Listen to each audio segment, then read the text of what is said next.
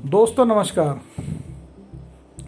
दोस्तों, चाणक्य के अर्थशास्त्र में वर्णन मिलता है कि राजा और महाराजा अपने दुश्मनों को मारने के लिए विषकन्याओं का इस्तेमाल किया करते थे। विषकन्याओं का इस्तेमाल खास तौर पर किसी विशेष व्यक्ति को मारने के लिए किया जाता था। विषकन्याएं उसे अपने आकर्षण के जाल में फंसाकर उसे मौत की नींद सुला देती थी और लोगों को यह भी पता नहीं चलता था कि आखिर उसकी मौत कैसे हुई।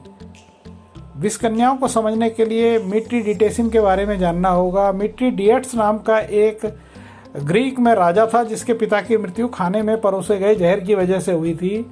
इसी बात से डर कर मिट्रीडिएट्स के अंदर भी यह डर बैठ गया कि उसे भी जहर देकर मारा जा सकता है।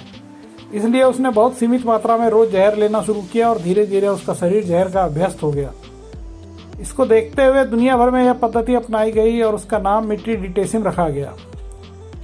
भारत में भी पुराने समय से ही विषकन्याओं की पद्धति अपनाई जाती रही। विषकन्या बनने के लिए चुने जाने के बाद किसी लड़की का अभ्यास बचपन में ही शुरू कर दिया जाता था।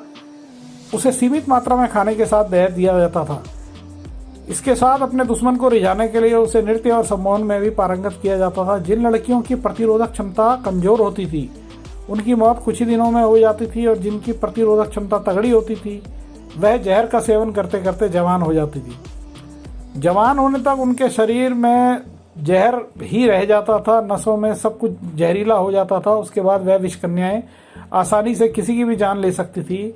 विषकन्या का जिक्र चंद्रगुप्त मौर्य के भी जीवन में आता है। धनानंद नाम के राजा ने एक विषकन्या को चंद्रगुप्त मौर्य की जान लेने के लिए भेजा था, लेकिन चंद्रगुप्त के पास उनके गुरु चाणक्य थे जिनकी बुद्धि का जवाब ही नहीं था। उन्होंने देखते ही पहचान लिया कि यह लड़की एक विषकन्या है। चाणक्य ने उस विषकन्या को पकड़वा दिया था। उसकी जान बख्शने के बदले में चाणक्य ने उस विषकन्या को दूसरे राजा को मारने के लिए भेज दिया। अब चाणक्य को चंद्रगुप्त की चिंता हुई। उन्होंने चंद्रगुप्त को हमेशा के लिए विषकन्याओं से बचाने के लिए धीरे धीरे खाने में जहर देना शुरू कर दिया। इसके वजह से चंद्रगुप्त खुद एक विष पुरुष बन गए थे और उन्हें जीवन में किसी भी विष से कोई परेशानी नहीं हुई। लेकिन इस प्रयोग की वजह से चंद्रगुप्त को भारी दुख भी झेलना पड़ा। दरअसल चंद्रगुप्त को पता ही नहीं था कि चाणक्य ने उन्हें विष पुरुष बना दिया है। एक दिन खाना खाते समय महारानी ने चंद्रगुप्त का जूठा निवाला खा लिया और उसी दिन उनकी मौत हो गई। जिस समय रानी की मौत जहर से हुई वह गर्भवती थी, लेकिन बच्चे की जान बच गई थी। वही आगे चलकर बिंदुसार बना।